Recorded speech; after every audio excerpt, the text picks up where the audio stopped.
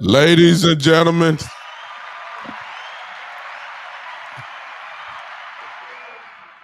a little tardy based on our standards, but it ain't too late. As long as we got a microphone, as long as we got a computer, the OG podcast can have it at any time. Ladies and gentlemen, we are here. We're a little handicapped because we don't have our other brother with us, Cowboy Joe, but guess what? He's with us in spirit. And we will carry his flag with us on today as we get ready to talk about what we already know what y'all want to talk about today. We don't even have to ask no questions. Welcome to the one and the only. This is the OG podcast, and why I'm big time, and I got my brother with me, the one and the only. B Bird is in the building. What's up, B Bird? What's going on, man? I was just bouncing my head to that Scarface My Block, man. On Yeah, your, hey, yeah, man, that's that old school, that brother. yeah, yeah. You know that's that. I'm from that area too, man. I was like, what boy got me shaking my head over here, Yeah, man. man, that little vibe. You know what I'm talking about? Get the Yeah, people ready. You know, we a little smooth vibe there for you. You know what I'm yeah, talking yeah, man. It's good to be on with you, man. It's been a while. Be on with the legend himself, big about? I time. wish. So, No, man, ain't no. hey, man, we just want to talk a little bit of cowboy football, man. Hope everybody can join in with us and listen what we got to say and add in the chat. Yeah, Do yeah, whatever. yeah, The yeah, great, great Saturday afternoon, yeah, blue skies, yeah, feel good outside, and everything. yeah. Just the water was a little cooler, man, and the food tastes a little bit better. Air is a little bit crisper after a Ooh-wee. Cowboys win, man. It's funny how that works, huh? Yeah, it's funny how it working, and your vibe, B Bird, is already making me feel a whole lot better already, man. I would actually now what's getting ready to happen tomorrow, but we're gonna say that because Oh, man, you gotta, boy, it's gonna be. Hey, I got well, a feeling.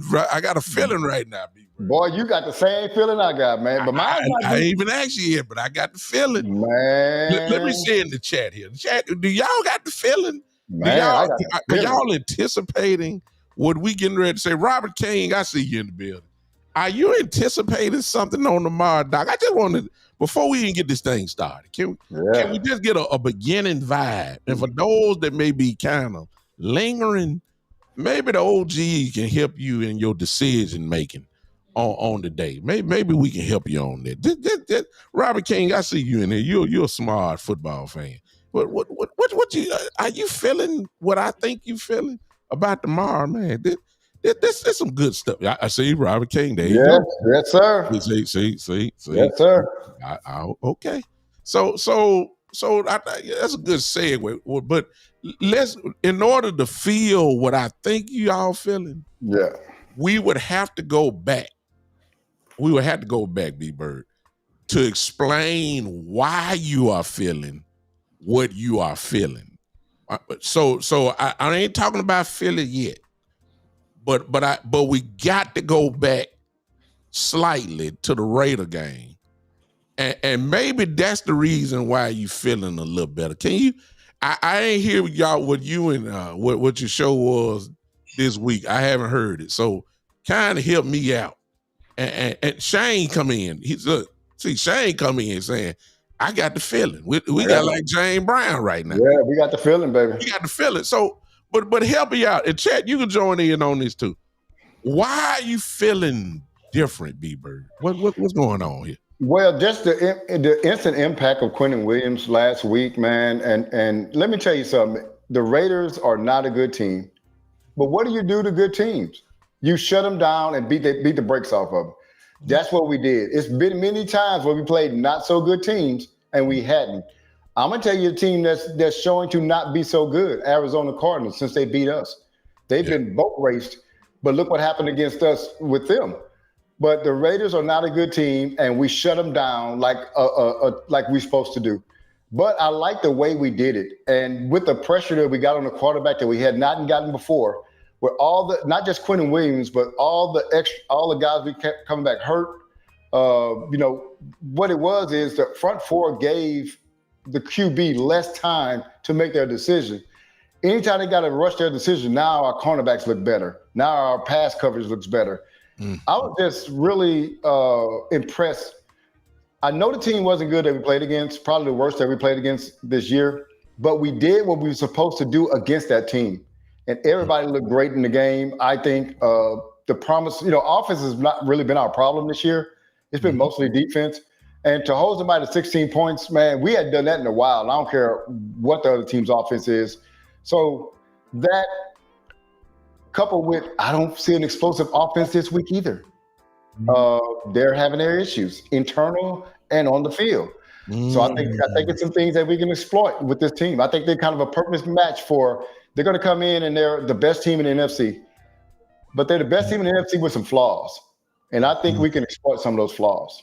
Stay right there in that vein, B Bird, because see, you just said something. Now, let me play a little devil's advocate with you real quick. Because what I heard was that if you are struggling whatever side of the ball that you're playing, I heard that, especially if you're on the offensive side of the ball, if your offense is struggling, don't worry about it, because you're going to play the Dallas Cowboys, and your Dallas Cowboy game is what is considered a get-right game. Yeah. That's what I heard so far this year. And the Cowboys over and I already know the answer, but I'm going ahead and say it anyway, because some of our fan base thinks this way. Our fan base believes that the Cowboys make bad teams look real good. And all you got to do is point back to the Arizona game. You can go back to the Carolina. You can go back, even though Carolina is not a bad football team at all. You can go back to the way that Russell Wilson looked against us in the first game. I mean, the second game, the Giants. We have traditionally so far made teams look good. Now, I know the answer to this, but I'm just asking you, B-Bird, what's the difference? I mean, why is your confidence level high? Because because the thing is that I'm confident that what I saw last week can be transferred to this week. I'm confident that our front four were pretty dominant last week. Ezeraku he's growing, man. You know what I'm saying? He's growing. Quentin Williams is a beast. Clark is a beast. Osa looked the best he's looked all season playing with those guys. I think what we saw last week, somebody might say, "Oh, it's just the Raiders." No, man, that guy there those guys that we put on the field last week can replicate that this week too, I think. And you're looking at a offensive line of Philadelphia that don't have one of their top guys. I think Lane Johnson may be out. I think he is out. He is and out. So they're kind of struggling. And, a lot of people, laymen don't look at the offensive line and look at all the outside players, but Lane Johnson is one of the best in the league. You take him out, man, that's a big blow to your team, especially coming with what we got on our defensive line. So I feel like we could replicate some of the things that we did last week, this week, man. I put that up from what Shane just said because you'll be a fool not to recognize that. Those guys were motivated. With Nealon, Marshawn Nealon, that the memory of him, you could see it in the effort. I'm not saying that they didn't have it before, but you could see a little extra bounce that they had. I think you got to factor that in as well. But B-Bird said it a little bit earlier, and I will kind of tag team with him on this. There's some people that say that one man cannot make a difference. You a lie. You a lie. When you add a guy like Quentin Williams, what you saw, if you were paying attention, if you just not just looking at the TV coverage, but if you look at, you study a little film or whatever the case may be, you will notice in that game how Quentin Williams, just his presence alone, changed the way that teams play us. Because Quentin Williams demands a double team automatically. If you go one-on-one, he's gonna wreck your game up.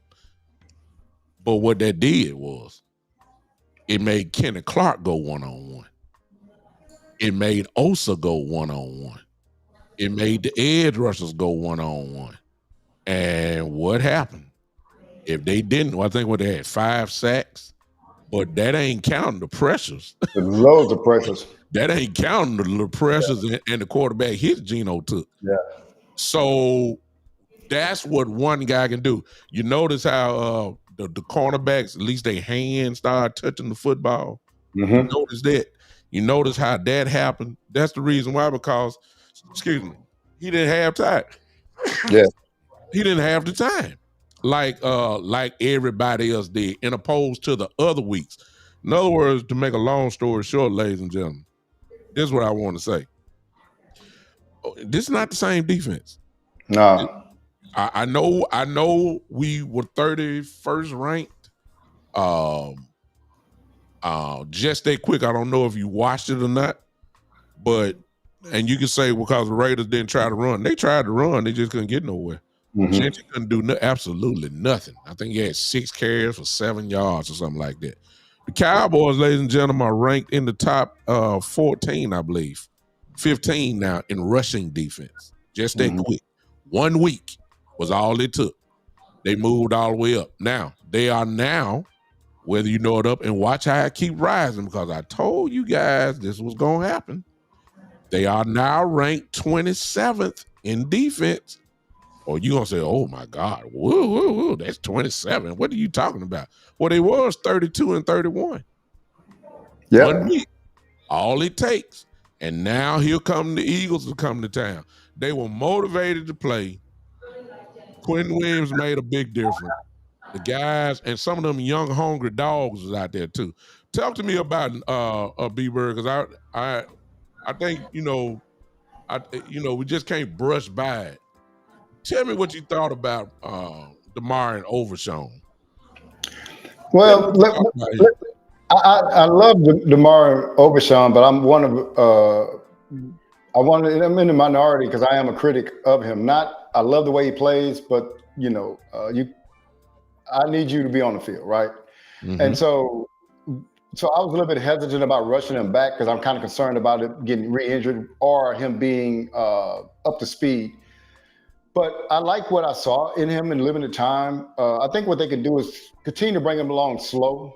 But he's going to be an impact player, man. That linebacker position has been the one that's kind of been our bugaboo this season, man. So, we can talk about Parsons, but that linebacker position, we hadn't been getting a lot from that position. But I think what he did the other day it shows promise on what he can do for the rest of the season. I think he's going to continue to heal and, not heal, he's healed, but they say that you got it with that ACL, the confidence has to be back in your mind to do the same thing that you did prior to. And it takes a while for that to happen. So I was what he showed the other day was promising. Hopefully he can continue to grow with that. I like it because Schottenheimer said something. He says there was a couple plays that he had bad eyes. But he then came right back and said, but his speed can make up quickly for the mistake. Yeah. Whatever bad eyes that he had. So just based off of that alone is what I love, because not only do I know he's fast, but he has aggression with him. He brings a little pop with him when he goes make contact with somebody. So that's what we need. I'd rather have a guy to make mistakes, but is fast and running with his hair on fire, running toward the ball, rather than a guy to make mistakes and he can't even get back into the play.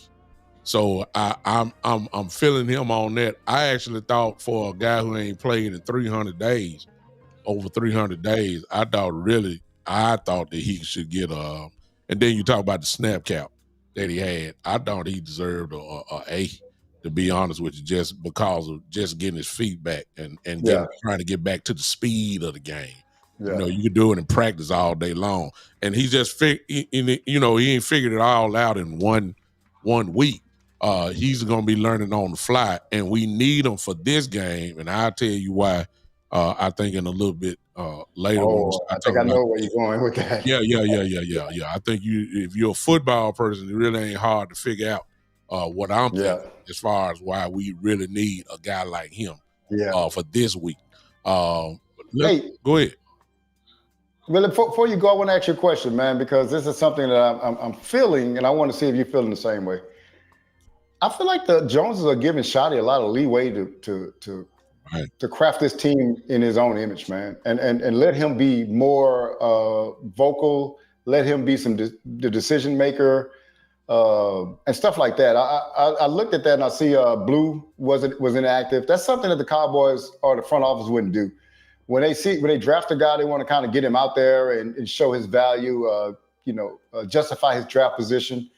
So before they wouldn't do that, Pickens and CD being benched for opening the game, things like that I've been seeing that it seemed like there was a football-based decision versus PR political type decisions. And I think for the longest we've been making PR political type decisions. But I think to me, the Jones are allowing Shotty to kind of run things football wise. What do you think?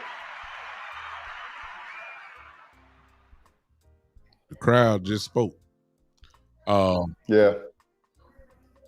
I wasn't even thinking about that, but since you just said it, and you just made me think of it, I'm writing that down, B-Bird, because I'm about to do a whole show on it. Yeah, man. You're going to make me do some of it now just off the top of my head without really just doing some background work. Let me say this. I don't know if you know it or not today. This move right here sums up exactly what you said in one sentence. I don't know if you know about it, but they cut Elam today. Yeah, I did hear that. And they cut him because they made a roster spot. They signed Malik Davis for the rest of the year. Yeah. Now, that ain't Jerry and Steven, because they are quick to cut Malik Davis. But when most of us who kind of see say, like, why don't they give Malik a shot? He can flat out run the ball. But he never got a shot. And then when you look at who they cut, the first thing that they kept saying about Elam was, well, he's a first-round draft pick. He's a first-round draft pick. He's a first-round draft pick. Cowboys don't kind of do that. But in this year, when you add it all up, and we're going to do this at the end of the year or whatever, everybody in the chat, I know y'all don't like Jerry and Steven. I know. I ain't too fond of myself. But this season, when you look at all the moves, and I'm going back to Pickens being acquired, letting go of Micah, bringing in Kenny Clark, then you're going to trade and get Quentin in here. This has been a year that we haven't seen, since the Charles Haley days, B-Bird, maybe? Since we the OGs. Yeah.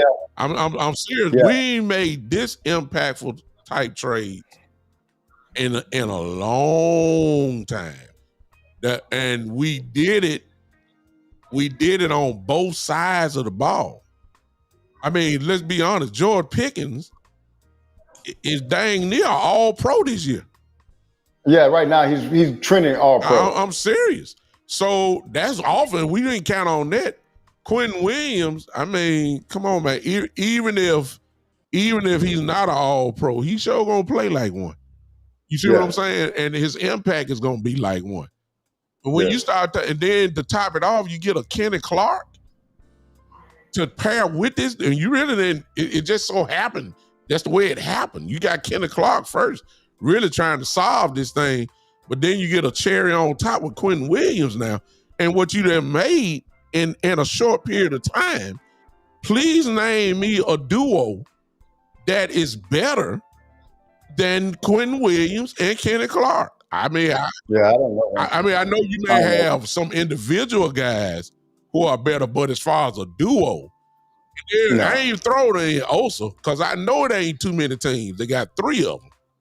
So I mean, I know that. So I'm saying they have done some things this year, man, that is kind of contrary to the way that they really operate, for real.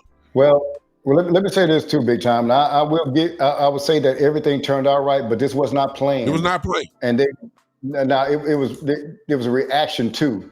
And that's the thing that kind of I don't like about it, because you almost had to be made to do this, because they was in a dire situation, man, at the trade deadline. You're looking at Michael over there looking like an all-pro, making NFC defensive player of the month, while we're allowing 40 points a game on defense. So they had to do something. It was almost embarrassing that you're doing it. But at the end of the day, this is an analogy I gave. Hey, look, if I tell my kids, hey, when I come home, I want this house clean. They can clean it up as soon as in the morning, and I'd appreciate that, the timeliness, what that means for their future. But if they finish cleaning up 5 minutes before I open the door, as long as I open the door and the house is clean, I really don't care how it got clean. And so that analogy goes to this: long as the Joneses got the players, I don't care what their motivation is, right? Yeah. And so they got the players here now. Like you said, in the middle, man, we haven't had guys like that. They haven't valued that position. I don't think they've ever really valued those positions, to be totally honest with you. I don't think they ever have. And so And now it's making Izaraku look good. He's growing. Oh man, why am I forgetting number 42 name? One we acquired. Clowney. Clowney, thank you. Clowney on the other end is playing well. The thing, Malik Davis over Blue, man, we've been knowing that Malik Davis is a better running back than Blue at this time. Yeah. Blue is where he's supposed to be. Malik Davis also plays special teams, but those are moves that the Joneses would make before, and I think those are shoddy-based moves. And I like it because the person that's closest to the battle ought to be making these decisions, right? The coaches know these things. They see them every day. They know these guys. They understand what's going on. Let those guys make decisions. That's how it's handled on all other football organizations, most great ones, that the guys closest to the battle is the ones making those decisions. And I think Shotty's putting his thumbprint on this team, man. I like it because I want a coach to be able to do that. We had a similar move, almost equivalent to this, back when we got Amari Cooper. Yeah. This is almost the same thing because we was doing a wide receiver by committee, and it was looking totally horrible. And then in the middle of the season, they went and got Amari, and then all of a sudden it took off. And Amari was, of course, instant impact. Made Dak lose his mind, actually. From that point on, Dak started going completely crazy. That's the last time we made something like this. But there have been other years, though, B-Bird, that they didn't do absolutely nothing.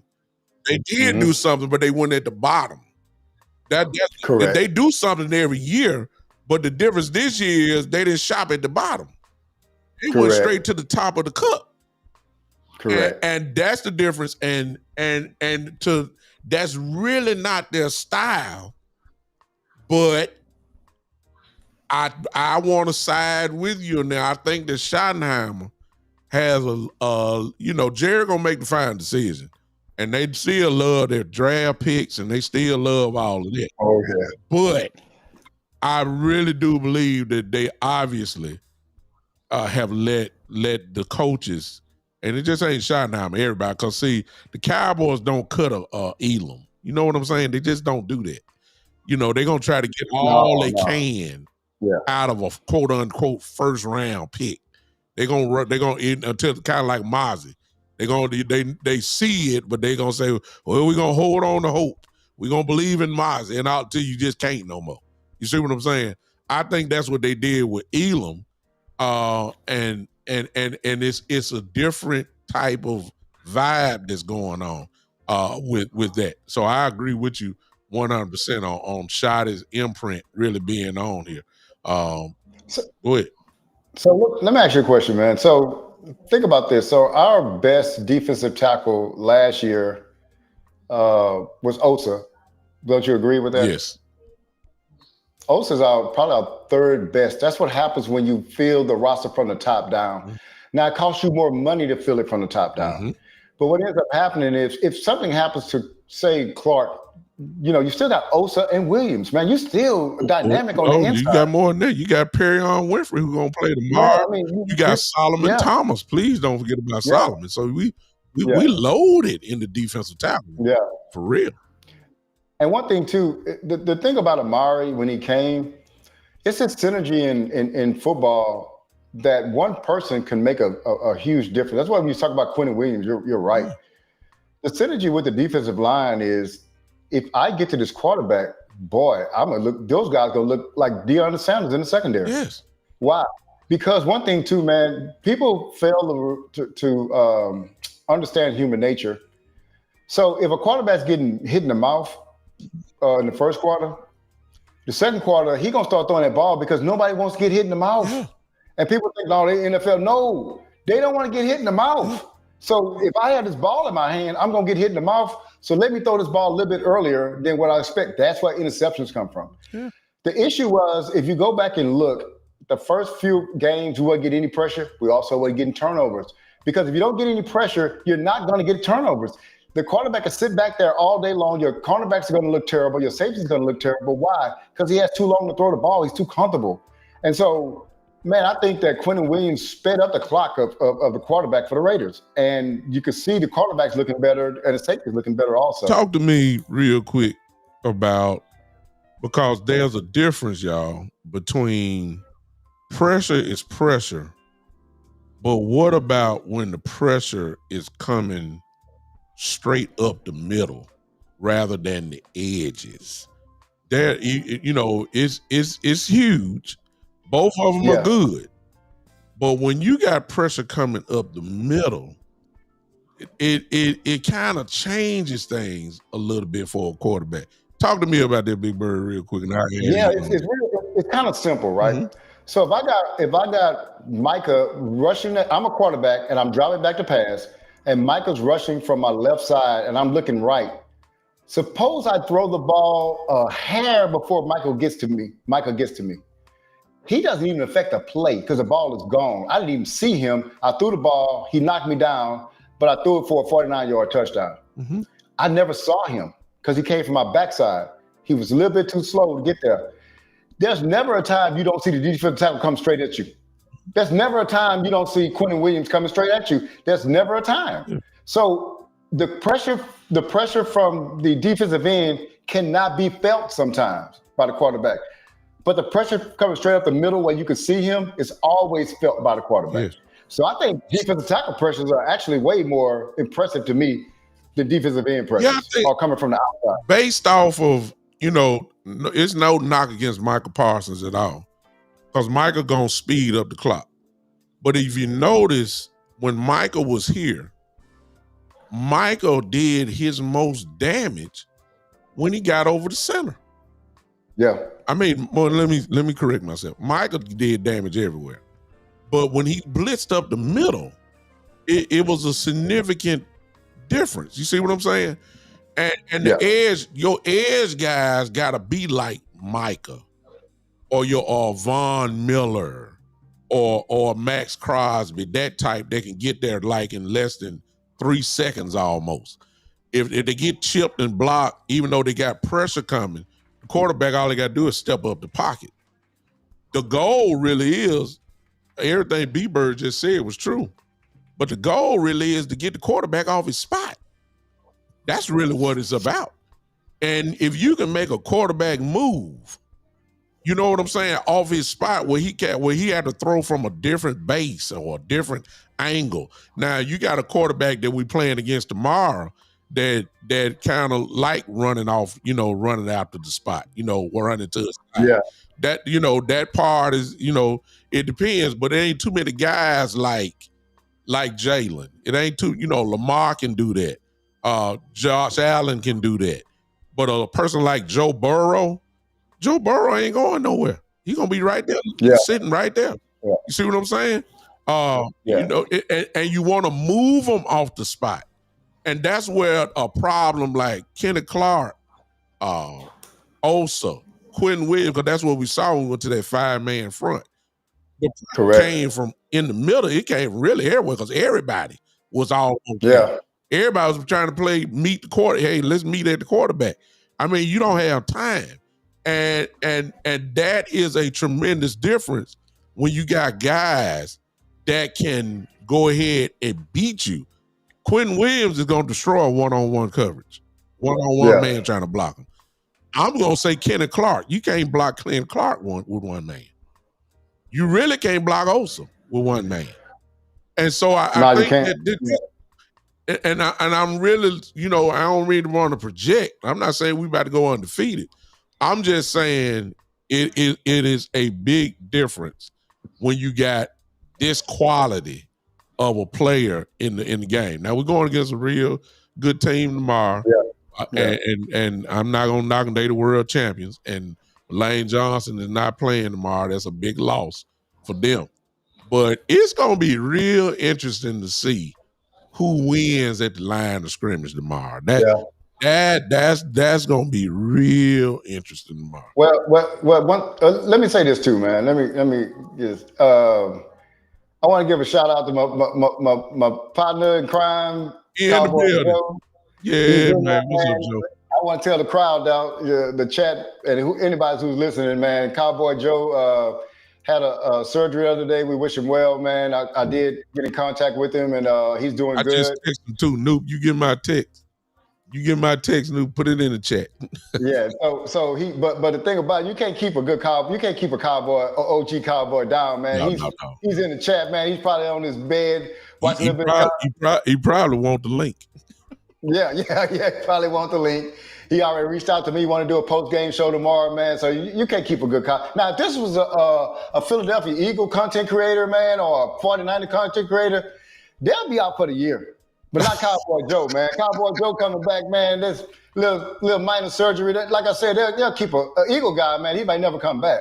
Yeah, but Cowboy Joe is a Cowboy fan, man. So we resilient, man. Yeah, you can't keep us down, man. So we probably gonna do a show tomorrow, man. He gonna step in, man. But I just wanted to give him a shout out, man. I'm glad everything went well for you, man. God is with you, brother, and your OG podcast brothers are here, man, and we wishing you the best, brother.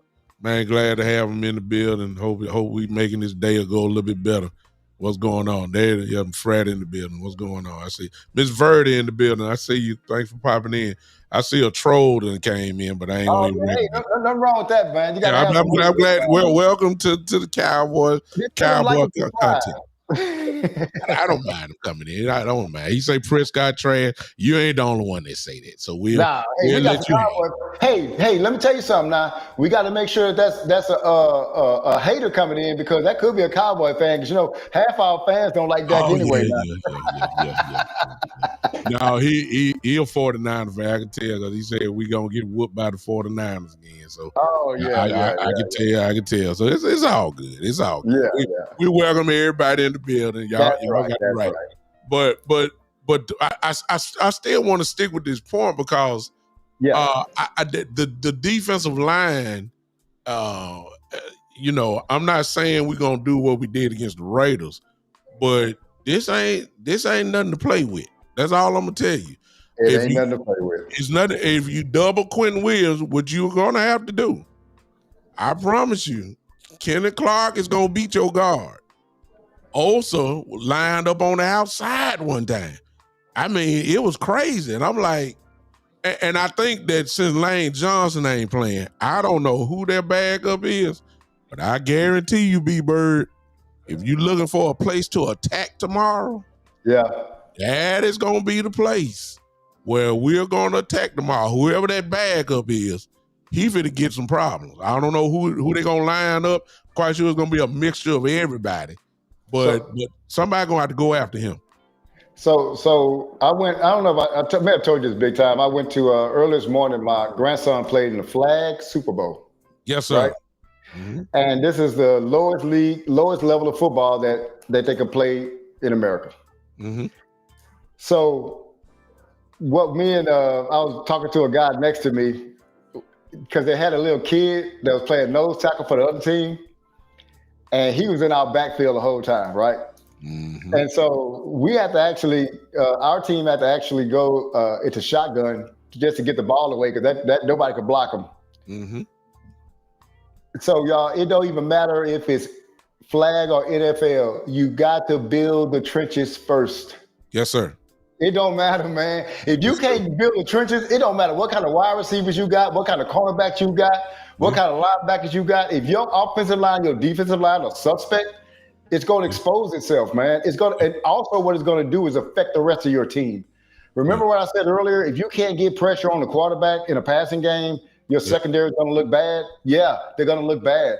And so what we've done now, man, is we actually put resources and assets into the defensive line. Mm-hmm. We got a guy, Osa, that's proven himself over the years to be a good defensive tackle. We ended up getting Kenny Clark, who's already a great defensive tackle, all pro at times. Mm-hmm. Then we get a younger Quentin Williams coming in. What we're doing is we're building it from the inside out, right? And that's where, if you're strong inside out, okay, look at Philadelphia. Mm-hmm. Hey, we don't like them, but their defensive line last year was one of the best in the league. Mm-hmm. And their offensive line was one of the best in the league, and they won the Super Bowl.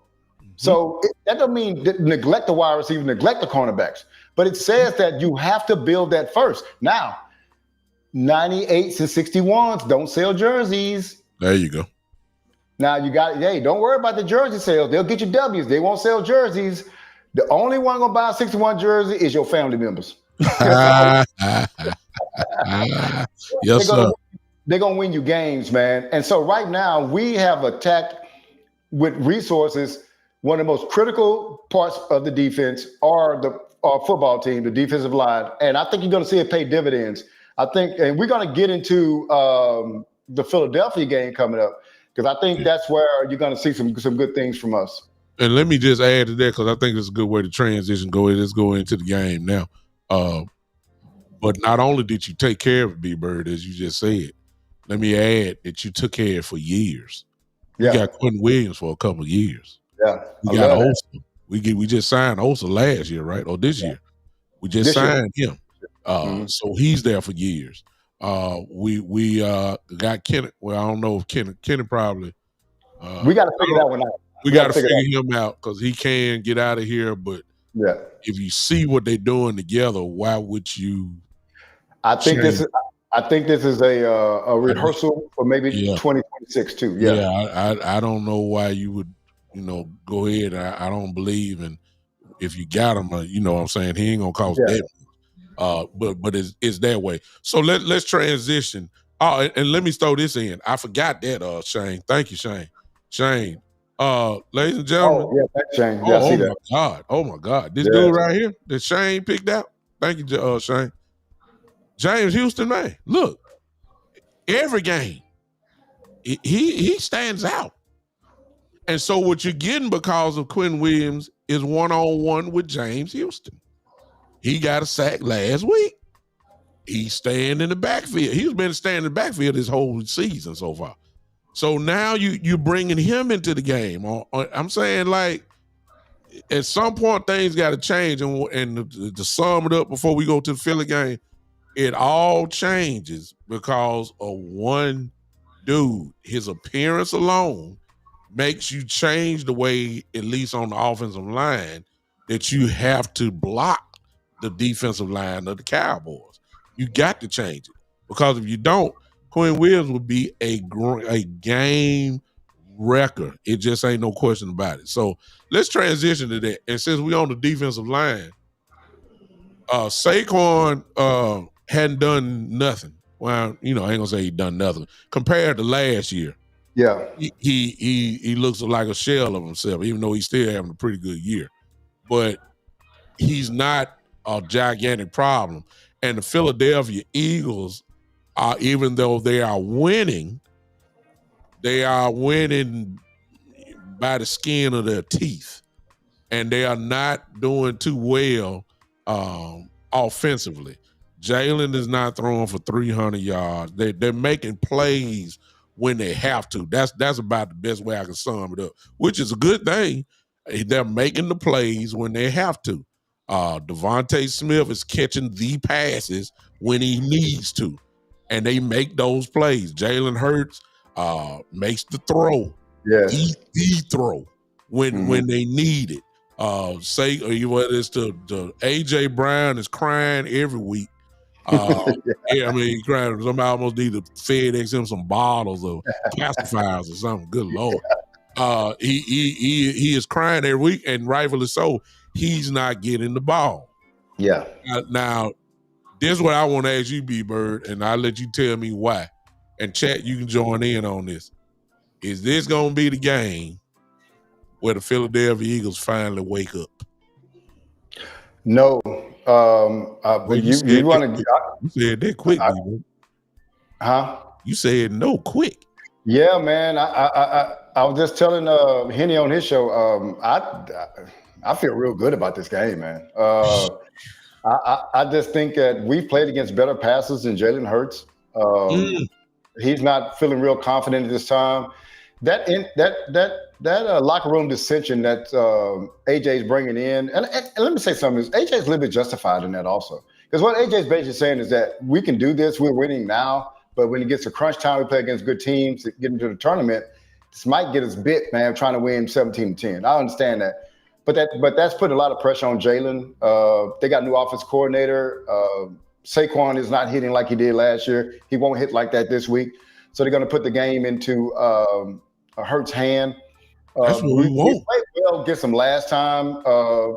Some drop passes and some timely runs by Jalen got him out of it. So I really think, man, we got a better defense than we had the first game of the year. Also, too, I think I told y'all that the CeeDee Lamb injury is going to be a blessing in disguise, and I don't want to transition to this, but I want to just bring this up. Go ahead. Because what it made Dak have to depend on Pickens and have to get a rapport with Pickens and not choose to get one, but have to, because Dak's first mindset is always throw to CD. So what I'm saying is now you have an even-handed fighter right now. He's going to throw to whoever's open, he's going to throw to him. He knows what he got in both those guys. He didn't have that the first game of the year. I think Cook suffered a little bit because Dak did that too. But I think that we got a different team than we saw at the start of the year. One of the things about those teams like Philadelphia, man, when they win the Super Bowl, the next year they come back, close games usually go their way. Because they've been there, they've done it, they got the experience and all that kind of stuff. And they're more calmer in tight games than the other team is. You can look back at KC last year; they won like 8 games within a 3-point games. They were on the winning end of it, and that just becomes they got confidence in what they do. Philadelphia's winning those games, but I think it's going to come to an end Sunday, man. I think we're putting it all together. I think the team getting that vibe from Quentin Williams, what he brings to the table, but also, man, we can't have all right kind of guys on the team because Pickens does bring the talent, which is undeniable, but he brings a little bit of swagger too, man. He brings a little bit of I don't give a damn, some of that Dez Bryant versus the Eagles, how he got in that safety's face. I don't know if you remember for that Monday Night Football game. Yeah. And he brings some of that, man, that raw and he brings that. I'm tired of being I ain't never been hunted. I'm always a hunter. And you got to remember the Cowboys are always hunted. Yeah. We got some nice guys gonna say the right thing. We got a dude that ain't gonna say nothing. I mean, he gonna tell you, he gonna talk about your mom, he gonna talk about everybody out there and dare you to do something about it. That's gonna affect some of those guys on his team that give them that, that And I think everything is trending the right way for this game for us to be successful, man. Like I told Henny, if I think we're gonna beat these guys pretty good, and if we don't, y'all ain't gonna see me no more next week. I almost need to mute my microphone and just cut my camera off and just let B-Bird just go because B-Bird is cooking today. I feel like they're set up to get beat bad by us. That's what I'm saying. That's what it is. And you in the stadium, and we're gonna have some energy behind that crowd. Gonna come with some energy tomorrow for some reason. You cooking so well, B-Bird. I'm just interviewing you then because I don't even need to add. I was about to add something to it, but I'm just interviewing you because you cooking. So let me play devil's advocate. All right. Jalen Hurts is a quarterback that he's better when you're playing man defense because you ain't got to study. You can see it. And you're in trouble if you go man to man. I mean, primarily. You go man to man with AJ gonna have a big day. That's DK again. Exactly. You go one-on-one with Devontae, you're gonna have a problem. You go one-on-one with Goddard, the tight end, you're gonna have a problem. So most teams will play zone against Philly because nobody really believes Jalen is just a real great pocket quarterback. So you want to confuse them. All right. Last time I checked, all Cowboy Nation couldn't stand us playing zone a whole lot. If you go back to the first game of the year, when we played Philly, even though Michael Parsons wasn't there, we played zone over 90% of the time, and we should have beat them because we didn't go man-to-man. So, B-Bird, let me ask you this now. So, are you trusting your front 4 or 5-man front to really disturb Jalen to the point that you're going to play the back end on zone? And keep in mind, Elam is gone. Now, I know Kalen Carson had a good game against the Raiders, so I'm quite sure he'll be the guy. And Bland, of course, will be the other guy. Hooker came back and he played great too. Let me throw that in. But Hooker played great. Donovan played okay, Donovan Wilson. So are you trusting the back end? Because really, if you were to say what is the weakness of the Cowboys defense, it really ain't linebacker no more. It still ain't great, but it ain't as it was because Logan Wilson comes in and it's all of a sudden it looks solid. The back end is still the quote unquote problem. Yeah. So are you trusting the zone coverage? Because I know you don't want to go man to man. Not with these boys. So I trust my front end to cover for my back end. Okay. I trust. I'm gonna start the game off saying, "Hey guys, we gotta get after that guy. Hey, let's see if they can handle Quinnen. Let's see if they can handle Clark. Let's see if they can handle Izaraku. Let's see if they can handle Clowney. You know what I'm saying? Now, if you prove through the game that, like, hey man, we gotta do something different, right? But I'm starting off where my assets are, using my assets, man, to get after Jalen, man. That's what I'm gonna do, and then switch it up a little bit, play man. Mix that coverage up on him, man. Make him have to think a little bit and bring that ball back down. Hopefully that allows us to get our guys on his back for a sack. Are you going? I know what my answer is. I'm going 5-man front. I don't want 4 because they're not going to run up the middle, and I don't know if Izaraku and I trust Clowney more than I trust Izaraku as far as setting edges. Yeah, Izaraku Philly gonna try to run it outside on us this time. Yeah. And so they ain't gonna try to run up the middle. They'll be kind of stupid. But I can see that. So I think that I know it's gonna be a mixture, but I think we need to go that 5-man front, 2 linebackers. One of them needs to be Overshown without a doubt. Kenny Murray played pretty good. I'm cool with him there, and then let's just play football on the back end. But we got to. I want the zone, and I know a lot of y'all. Yeah. I can't have man to man not this week. I ain't that crazy. I don't care if we had Patrick Surtain. I don't want 1-on-1 with Devontae and AJ. I just don't want that. I want Hurts confused, and he's not a great reader of the football, but if it's 1-on-1, it's a problem because he can see it. Now he can make a decision before he even snapped, right? Bingo. And we don't want that. And I think they confuse him. Yeah. Now let me get to the part that I alluded to earlier, and this way it's gonna get fun for me. I'm still on defense, B-Bird. No, say that. The first game, it was not Jalen Hurts' arm that killed us. It was his legs. His legs, his scrambling ability killed us. That's the reason why they won the game. We had no answer for that. And because we were running zone and we were not getting any pressure, there was no pressure. Mm-hmm. And he could stand back there, take pictures and do all that, decide if he want to run or if he want to pass. He could do all that.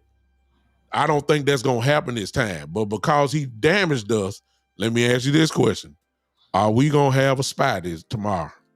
Well, and that's I knew what you were getting to when you were talking about. You know me. Yeah, it kind of depends, man. Because if we're getting to him and our guys up front are doing their job, but if he starts killing us on crucial first downs, then we got to keep somebody in, man. We got to keep somebody in to watch him, and it has to be an athlete too. Overshown is our best athlete on the second level.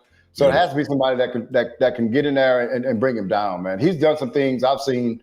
I think the quarterback was, I can't remember what game it was last year. The quarterback was running to the right, and he closed on him so fast, the quarterback couldn't do anything. I was amazed. I was like, I've never seen somebody close on the quarterback. Yeah, it was crazy, man. So that's the kind of athlete you need for Jalen, man, because Jalen's a pretty good athlete, man. So when you start running the ball, you got to have somebody that can run him down. Or in Jalen's mind knows that he can run him down. So I'm in total agreement with you. This is where I believe tomorrow night where Overshown will turn into a remind everybody of why we going crazy over him. Because I believe he should be your spy tomorrow, just in case we get to those spots there. Yeah. To shut down that run, and Overshown can get to Jalen quickly. And I can see that happening tomorrow night. So we're better defensively coming into this game than we were on the first game. And we played them well the first game, without a doubt. Philly's probably a little bit better than what they were at the first game. I'm not saying because we played them well the first game, we're going to destroy them this game. I'm just saying this is just a total different defense, total different dynamics. We're way better than what we were the first game, and we got the kind of personnel in there now that can give Philadelphia some serious problems, without a doubt. So I'm looking forward tomorrow to see how well we play on defense tomorrow. And if Philadelphia come out here and beat our brains out, I'm going to be shocked. Yeah, me too, I'm man. going to be very shocked and disappointed. I don't see it happening. I'm feeling real good about the defense. We're going to switch over to offense in just a second unless you got some more on defense, B-Bird. No, I'm good, man. Let's switch to offense then. They got the number one defense in the league. Yeah. Jalen Carter did not play the first game because he spit on Dak and all that type of stuff. He's playing this game. He is just as potent as Quinn Williams. He's a game wrecker. He's a dominant player. You have to commit guys to him. My problem is going to be this. Are we going to try to be heroes, B-Bird? Because I really believe whoever plays the line of scrimmage better tomorrow, offensively and defensively, that's who's going to win the game. So my problem with the Cowboys is that sometimes we get too cowboyish. And what I mean is, why would you not double team Carter, a combo block, instead of trying to be a hero and say, well, BB got Carter, BB got him. No, we don't even want to give Carter any momentum. I don't know that. And if he gives you problems like that, let's not try to make $1 out of 15 cents. Let's go ahead and double him. I ain't worried about Davis and all. It's so big, you got to give up something rather than let the game record destroy you. And Jalen Carter is a dude that can destroy your whole game plan if you play with him like that. So I guess that's what I'm saying. Chat, y'all help me out. Are we doubling Jalen Carter? What about it?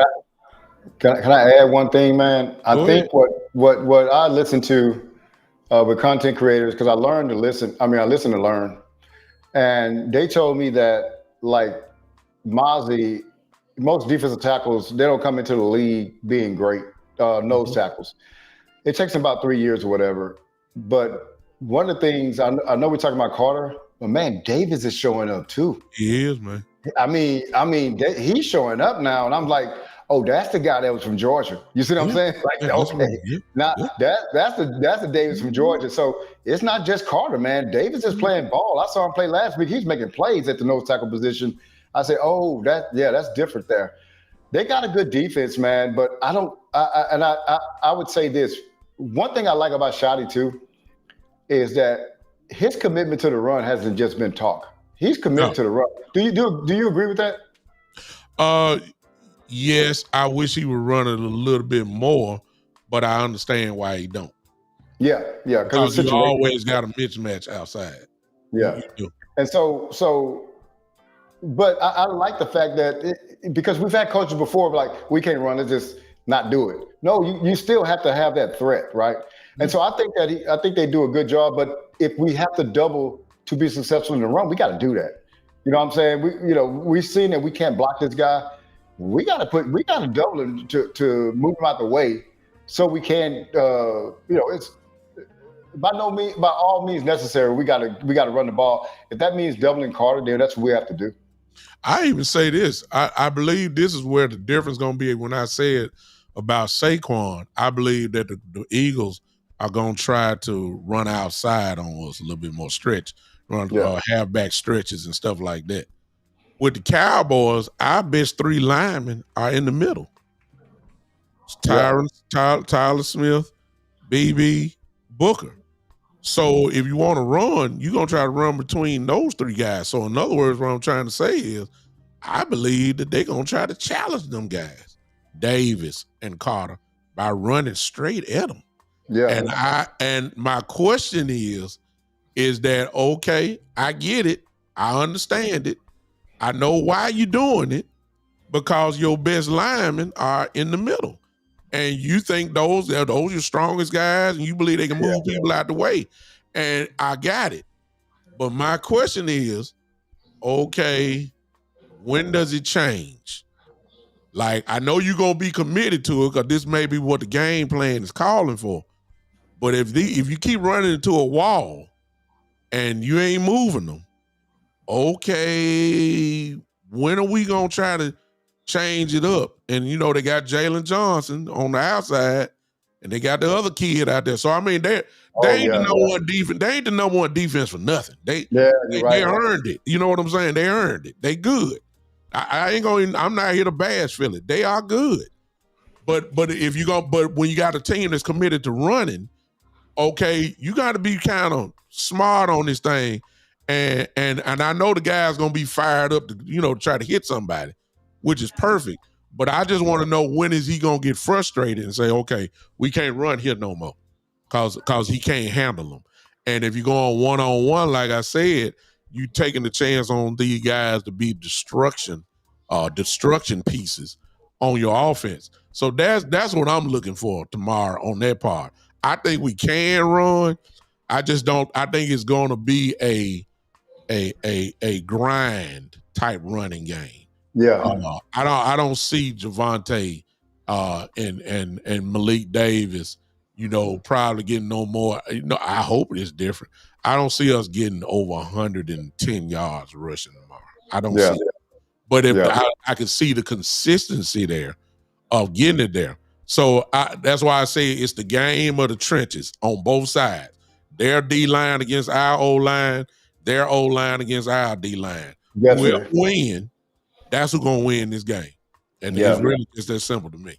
And I think our matchups is just a lot different than it was at the start of the year. It is.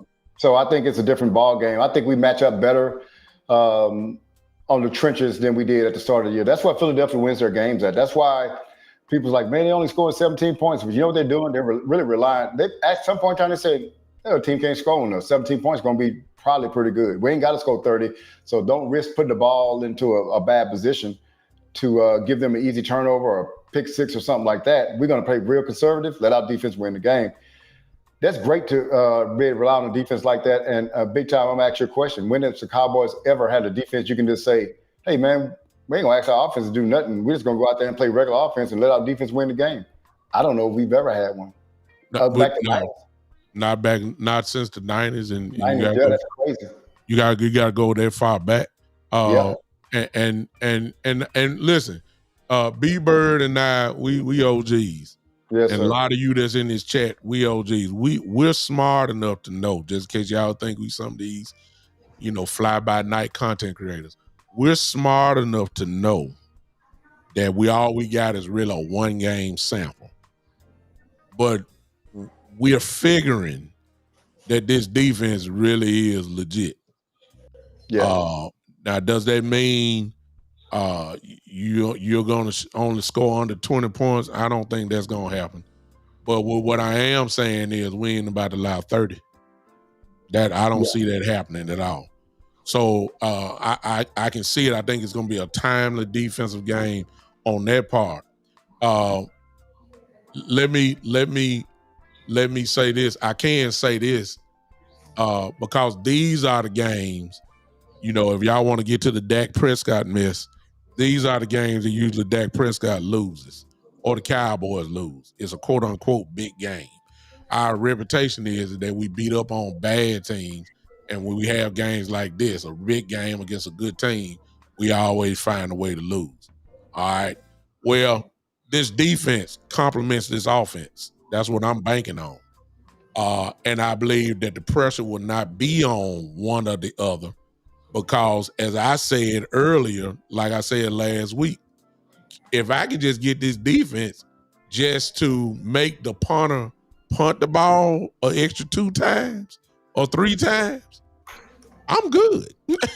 Because I know you're going to punt the ball and get in my offense the ball back. And ladies and gentlemen, our offense is just as legit as the Philadelphia Eagle defense. Matter of fact, That's what we need to kind of look at. I know I'm Yeah. going all over the place. So We got the number one defense in the league yes, going against a top 5 offense. I don't know exactly where we are. We're number one in one or two areas, but other than that, we're in the top 5. So we got legit. And I'm gonna tell y'all this. It's just me, B-Bird. You may have a different plan of attack. We talked about running. We do need to run. But Philadelphia they play zone a lot, and their front 4 gets in, and the quarterback doesn't usually have a lot of time. But when he does have time, DeJean and Mitchell are playing pretty good football. But they ain't seen nothing like Lamb and Pickett. Nah, I ain't seen that yet. I'm sorry. They haven't seen nothing like him. Yeah. And if you're going zone, I got a quarterback back there that can pick you apart. That's right. In zone. So I'm just saying, I see the weakness of the Cowboys. As crazy as it may sound, I see the weakness of the Philadelphia Eagles is their secondary. That's the weak spot. It ain't linebackers. It ain't linebackers. Vaughn and N'Kobe Dean are legitimate. Yeah. The front 4 is legitimate. Yes. DeJean and Mitchell are second-year players. I don't care what you they second-year players. I ain't drinking that Kool-Aid. I don't believe Cooper DeJean is that great. I ain't saying he's trash. He's not trash, but he ain't all that. Everybody talk about him like he a goddamn all pro, and he ain't that. Now, he ain't Pickens and CD. Let me just say this. That's we talk about top 5 players at their position in the league. He's not those guys. And I want to just throw a stat out there to you. Dak Prescott, when healthy, is 35-9 against an NFC East. And at home, he's 21-2 against the NFC East. One of those losses was his first ever start against New York Giants. Man, Dak has a comfortability against the NFC East like no other quarterback has. So that goes to our side too, man, that Dak ain't going to he ain't going to have Dak eyes and nothing against the NFC East. I know they're the best team in the league. They won a Super Bowl, but that's our division rival, man. Like I've seen many times when Seattle was winning Super Bowls with their Legion of Doom, they lose to Arizona. Why? Because they see them all the time. Like, we comfortable with y'all. Everybody else see y'all and they think y'all the big bad wolves, but we don't care. We see y'all all the time. Mm-hmm. So Dak has a comfortability with the NFC East and Philadelphia, man, that, you know, it bears watching 21-2 at home. That means that we don't lose at home to these guys a lot. And then when you start looking at, you know, where we are, ascension of our defense, the Raiders are not a good football team, again, but that is what you're supposed to do to a not good football team. But what else it does, too, is you start gaining confidence. The defensive backs start gaining confidence in what the defensive line can do, and vice versa, man. So I really think, going back to what you said, Dak Prescott is one of the best quarterbacks. He's a top 5 quarterback in this league. A lot of people don't want to say that. Mm-hmm. And part of it is his mind. He can read defense as well. I know they want to put that stigma on him that he couldn't read defenses, but Dak has been reading good defense probably about the last 5-6 years. So if we can block those guys, exactly what you said, big time, we got 2 of the best on the outside, man, and even Ferg on the inside too. That if you give us enough time, we can block it. If you want to play zone, we're going to pick that zone out, man, and we're going to eat it up. To do to have 350 yards passing if you do that. I want to welcome Cooper Gastineau in. Obviously, he's an Eagle fan. Glad you popped in on me, and I'm glad you're waving the flag for your team. Yeah, I welcome that. But statistically, you may have a point there talking about Quinyon being the second best corner in the league. I don't believe it. That's all I'm saying. I just don't. But y'all play zone, so it's kind of skeptical to say you the best when all you play is zone and you just searching for a spot. That I need, you know, that ain't y'all game. You know, it's not your game, so I can't give him say he the best when all he plays zone and rarely play man. I can't give it that. But he is good. I said they were good. Yeah. I just believe that we're more superior when I say Lamb and Pickens against anybody. It just ain't just y'all. I don't care who they playing. Yeah. We got the advantage. I'm just saying. I got Lamb and Pickens. And right now, as we said, me and B-Bird said earlier, we already know that CD can't be guarded. He put up 100 and he dropped about 3-4 balls every first game we played, y'all. He still had over 116, 117 yards against y'all. And we were just trying to figure out Pickens. Pickens is 20 times better now than what he was in week 1. So you're dealing, in my opinion, right now, if you were to vote for an all-pro team, there are going to be a lot of votes for George Pickens to be an all-pro this year, whether that's second team, whatever team, first team or second team. Pickens is to my mind as of right now is an all-pro receiver. So I got 2 of them. I look, Dak Prescott has no choice but to go at Quentin Mitchell and the Gene, because the advantages are on the outside. You got to go to him. Yeah. So it's going to be real interesting to see how well we play on tomorrow as far as that goes. And that's going to be, we're going to find out how really good Philadelphia is. That's all I'm saying. Well, one thing too, I want to add to this, man. This is a shoddy thing, and I'm loving this because I've been telling my son, who's a diehard Cowboy fan, over the last 3 or 4 weeks. I said, man, how can a guy come in when CeeDee Lamb gets hurt, Flournoy, and catch over 100 yards of reception, get 100 yards receiving, and then go back to being the number 5 wide receiver? I said, that makes no sense to me. But what I've been encouraged by is that I saw his snap total last week, and he's getting the 3rd most snaps from a wide receiver besides the 2 obvious ones. And that tells me again that Shoddy's putting his imprint on his team because, you know, the Joneses don't like paying a punt returner / number 3 wide Turpin. They don't like paying Turpin money they pay him to be a kick returner and the number 3 wide receiver. So they don't like that money sitting on the bench. But whenever somebody beats him out and performs better, that guy should play, no matter what the politics are.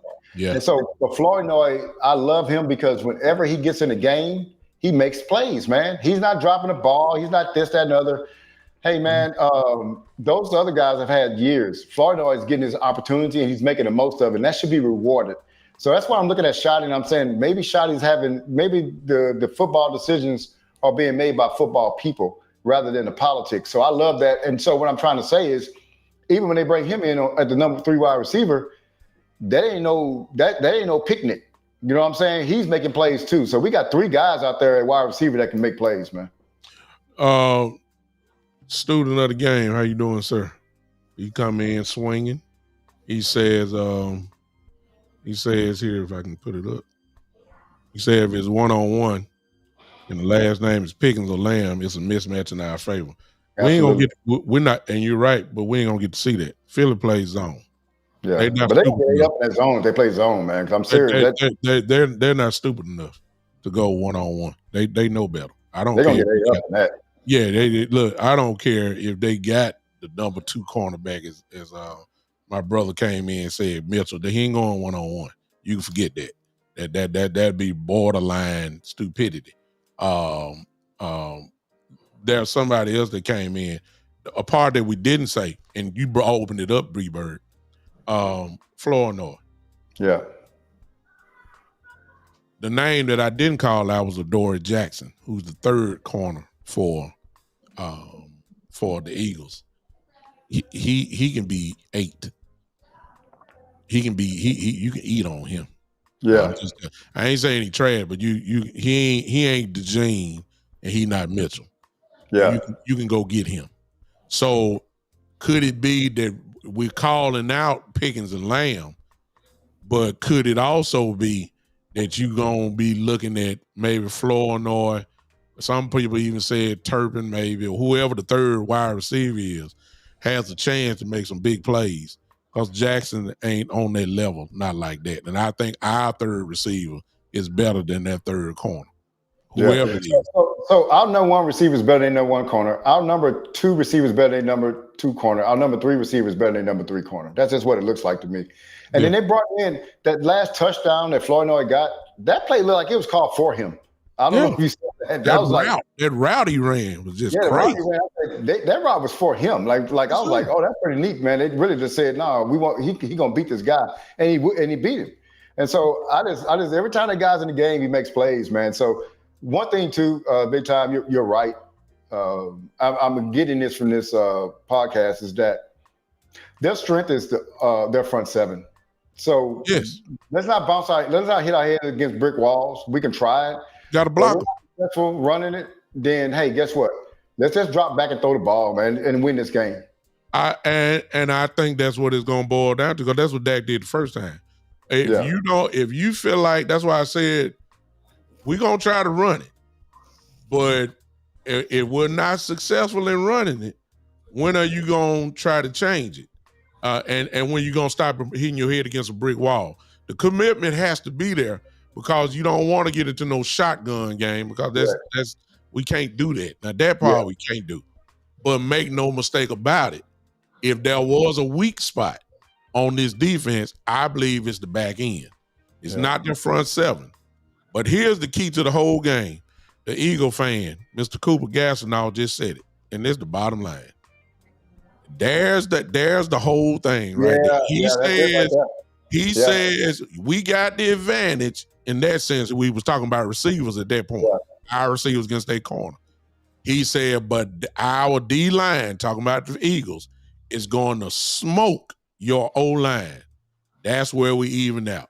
And I would go against what you just said, Cooper Gastineau, because if y'all's D-line destroy our offensive line, we ain't going to win. I'll tell you that. Yeah. It's just no one. We're not going to win. Because you can't run off the road when that happens. Yeah, we can't do. We ain't gonna be able to do nothing. If we can't block Carter and Davis, I believe we'll do all right against Jalen Johnson, even though he's dangerous too, and the other kid on the other side. But if we can't block the initial front four, we're gonna have some problems. So I will agree with you on that. But I'm saying you came in late, Cooper. But the same thing could be said vice versa. Because y'all offensive line, who's missing Lane Johnson, is going to have problems with our defensive line. Oh, yes, you are. You're going to have some problems out of our front four, possibly a 5-man front. So we're almost essentially, B-Bird, now think about this thing. We're almost essentially playing the same exact game. Yeah. I mean, really, it's the same. A lot of weight is on everybody's defensive line to go out here tomorrow and show out. That's really what it boiled down to. And that's really, to be honest with you, that's what I think gonna win the game. Whoever D-line show up tomorrow, that's who's gonna win tomorrow. I really believe that. Hey, can I tell you how good Philadelphia Eagles defense is? I just think about this. Mm-hmm. They got Cooper DeJean, Quinyon Mitchell, Adoree Jackson at corner, and they got Makuba, which is the first-round draft pick, and Reed Blankenship at safety.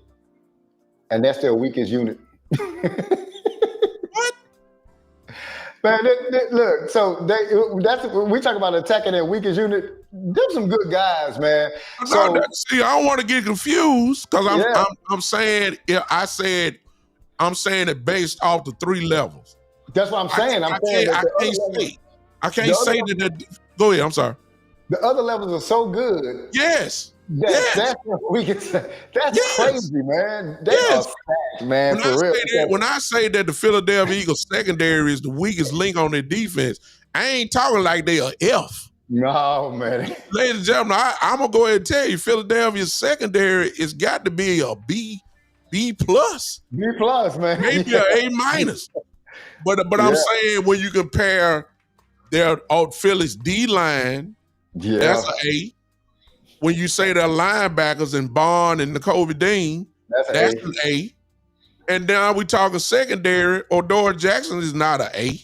You know, he's more of a B minus C, maybe, corner. DeJean and Mitchell are at least, got to be a minus or B. But they are the weakest link of the defense because they're second-year players. They're so good, man. But they're good. You know what I'm saying? They understand the system. Vic Fangio's system is good. The first seven is so good that's the weakest link. That's crazy, man. Let me mess you up. Let me mess you in the chat up, eh? Let me mess you up, B-Bird. Chat. Yeah. Let's go to work here. Let me see where all y'all stand. I don't need you Homer Cowboy fans like we are, but I need y'all to talk like y'all got some sense. Let's go check box real quick. Who got the advantage, B-Bird? The Eagle defense or the Cowboy offense? Y'all put it in, chat. Boy, this is a tough one here. Woo-wee. Boy, Brooks, you cooking. I clap myself. Come on, crowd. Boy, that's a good one. That's a good one. Now, man. God dog. That's a good one. I need to see y'all in the chat. Who has the advantage? And the homer in me want to say us. That's so bad. Okay, let's break it down. I'm gonna say us. Okay, before you go there, let's go details because we the OGs. Okay. Offensive line of the Cowboys versus the defensive line of the Eagles. Who got the check? I'm gonna say the Eagles. I'll say the Eagles. Yeah. Okay. Check Eagles. Okay. All right.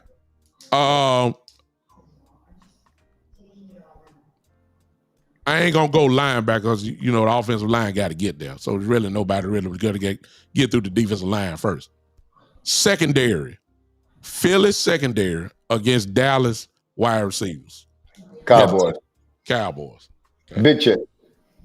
Okay. Big check on that. Okay. All right. That's really it. I mean, I ain't worried about tight end. I ain't worried about the running back and all that. So that's about even, right? Yeah. That's about even. Let's flip it. Lane Johnson not playing. That's a big loss. Philly's O-line against the now new defensive line of the Dallas Cowboys.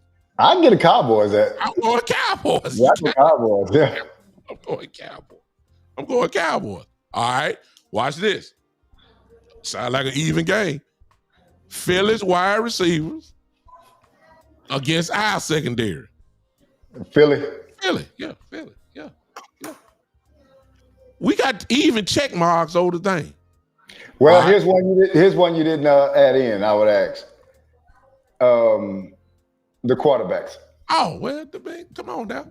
All right, let's get detail. Let's go detail. All right, let's go detail. Who's more of a threat?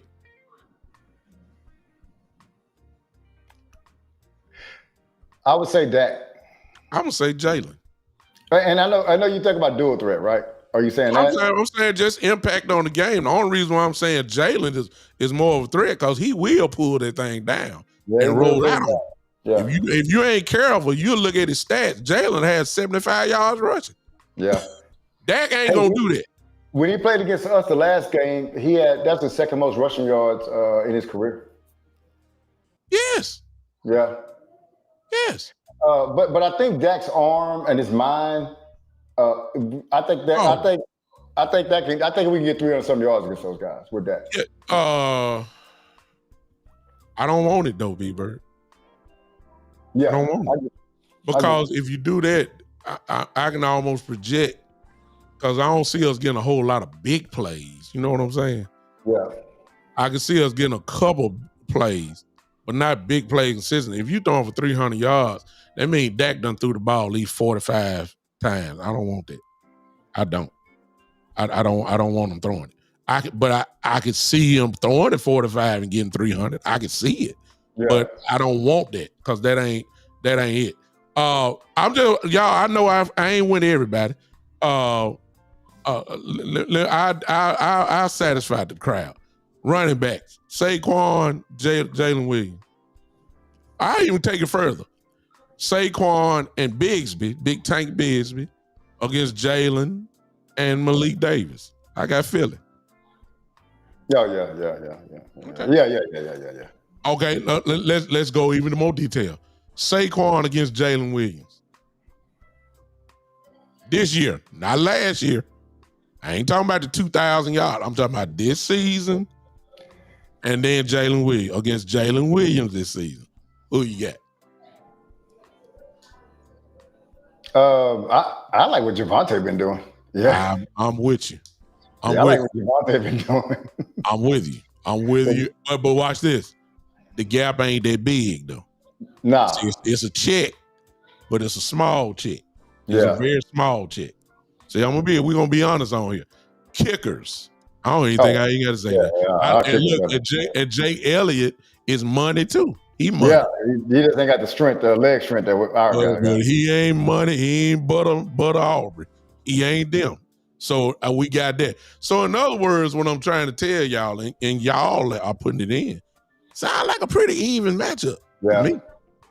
It sounds like here's a question. I'm going to ask you another one. Let's throw one out there. The head man on the sideline versus a head man on the sideline. Who has a coaching advantage?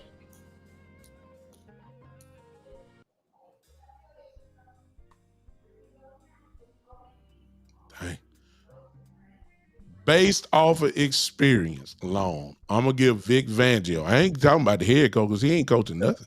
He's just a head coach. He's not calling plays. It's Vic Fangio and then that new offense coordinator they got.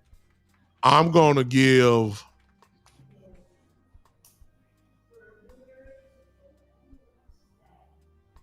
this year, I'm going to give Vic Fangio the check over Schottenheimer. Yeah. All right. I'm not going to talk about Nick Sirianni because he's not a play caller. He's a head coach. I ain't trying to diminish him. He's a great head coach. But the only thing he's doing is saying we're going on fourth down and we're going to punt it here and we're going to go ahead and kick it here. He's not calling the plays. Schottenheimer is going against Vic Fangio. Whoever y'all offensive coordinator is, he's struggling because y'all offense is struggling. Yeah, he's struggling. And our defense, I'm going to go Eberflus. It's crazy, ain't it? I'm going Eberflus. I don't care what Eberflus did these first 8 weeks. He ain't had a personnel. Hey, man, you Cowboy Joe ain't been in here. He ain't commented. But you keep on with that Eberflus love, he gonna come on back in here and let you know something. But you know what? I'm gonna tell you, I'm watch this B Bird, and I wish my frat was here. I wish Cowboy Joe was here right now. Because see, I break some bad news for him. And here's the news here. You can mark this down. You can mark this down and save it when the off season come. We do a show. I already know what that is. I already know what it is. Man, Quinn Williams, DeMar Overshawn, Logan Wilson are gonna save Eberflus' job. Yeah, I'm telling you that right now. Well, big time. Let next year. Let me say this, big time.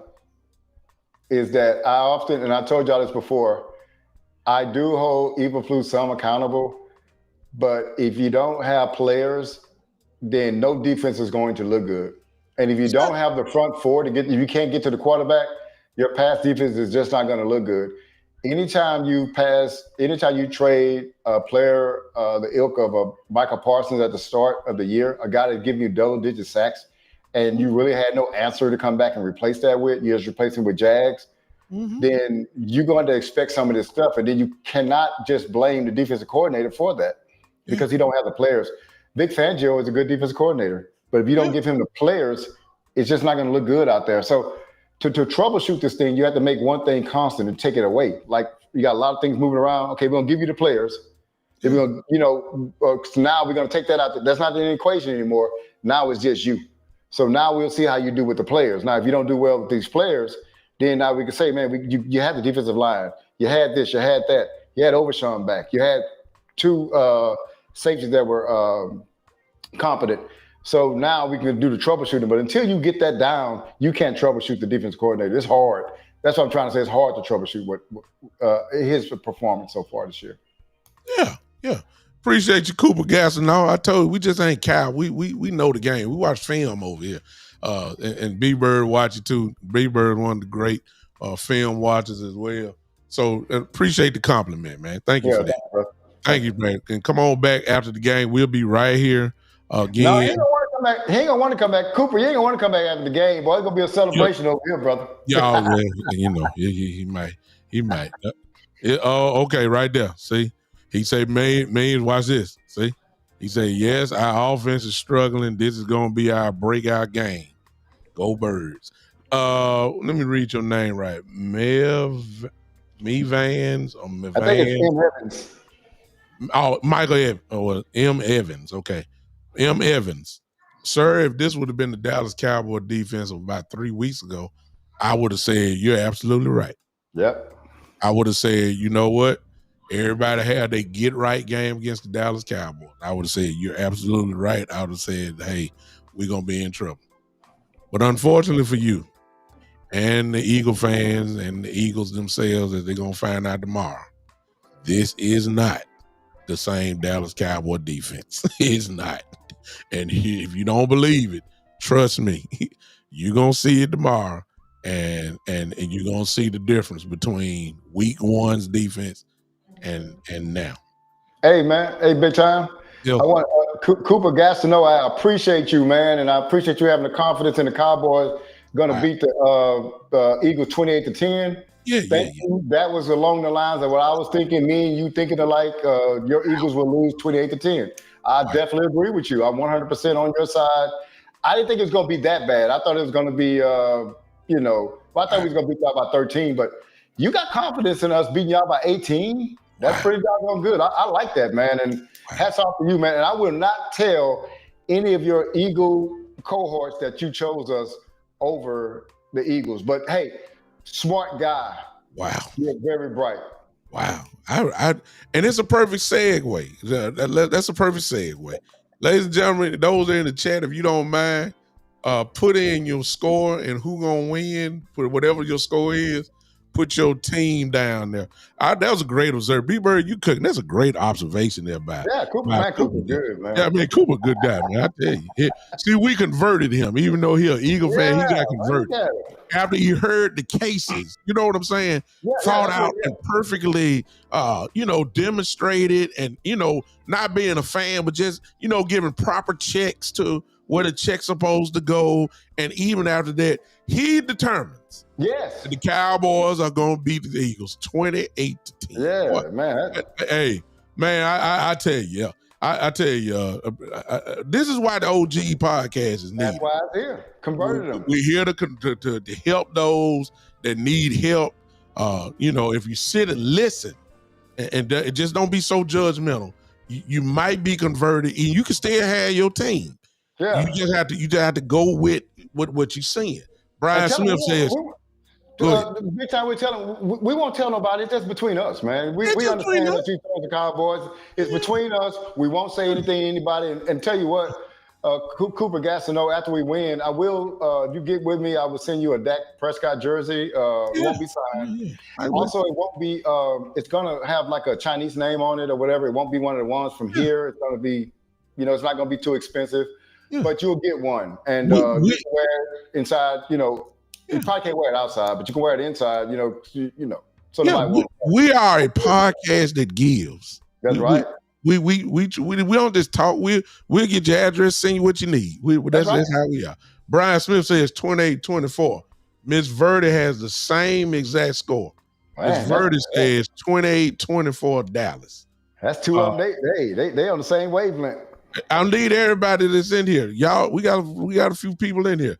Type in your score. If you're on Twitter watching us, if you're on B-Bird's Twitter channel, go ahead and type in your score real quick. I want to see where everybody's head is on this thing.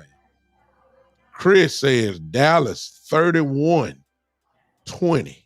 Yeah, that's a good score there, Chris. I like that one. So you got the Cowboys, Chris, scoring 30 like they always do. I'm telling y'all right now, if we score 30 tomorrow, we're going to win. I mean, it I'm just saying. 30 in forever. JVB boy said he already clipping. He clipping stuff. He's going to send it to Lord Brunson. Just in case y'all don't know who Lord Brunson is. Hey, clip this in too. Lord Brunson, this is the Cowboy OG podcast. You may have heard of me. I heard about you. I'm big time. This is B-Bird, Cowboy fans. We know you one of the best Eagle content creators out there. You legendary. But you and your legendariness and and your Philadelphia Eagles, y'all in trouble tomorrow. Yeah, they're in trouble. We gonna whip y'all tomorrow. That's all I need you to clip. Send that to him right there. Send that to him. Hey, send that to him. I got more scores here. I got Dak delusional fans, and he's a Cowboy fan, I think. Oh man, see, I told you. And I respect that. A Cowboy fan says 24-17 Eagles. Robert King says 35-13 Cowboys. Man, y'all not giving the Eagles a chance. Good Lord of mercy. Good God. Garrett Jenkins. Hey, but let me tell you, 35-20? Let me tell you something about Robert King and Garrett Jenkins, man. What in the world are y'all doing, man? You heard these your folks? Hey, man, they thinking like me, man. I ain't even had your score yet. Good God. Look at Garrett been around for a while. He's 63. He's 63. Shane, one of my guys, been with me from the beginning.